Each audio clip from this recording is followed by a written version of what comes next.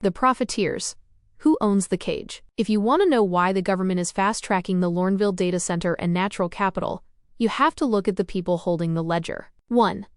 The Brookfield Connection. Before becoming Prime Minister, Mark Carney was the Vice Chair and Head of Transition Investing at Brookfield Asset Management. The investment, Brookfield is one of the world's largest investors in real assets, the very things being accounted for in natural capital. The benefit.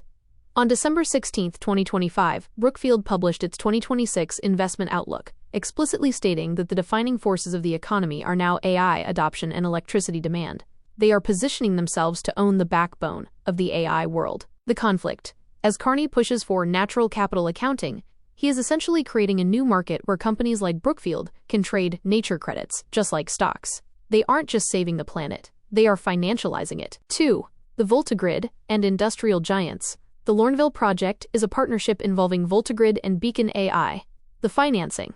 In November 2025, Voltagrid closed a $5 billion financing package to build the very behind-the-meter power plants, like the one in Lorneville, that these data centers require. The partnership. They have signed massive deals with companies like ABB and Oracle Cloud to build the infrastructure that will run the sovereign AI the government says we need. The profit. While you pay carbon taxes for your car, these companies are getting preferential access to build the third largest emitting site in New Brunswick, all while being hailed as green innovators. 3. The Europeans' safe windfall. By signing Canada onto the EU's SAFE initiative, Security Action for Europe, Carney didn't just align our laws, he opened a $244 billion lending tap. The beneficiaries. This money is for large-scale defense and capability projects. This includes the high-tech surveillance, drones, and AI systems that will be processed at sites like Lorneville. The only one. Because Carney made Canada the only non-European country with preferential access to this fund, he has effectively tied the Canadian tech and defense industry to the European military-industrial complex. 4. The global elite and natural capital. The ultimate winners are the expert task force members Carney appointed.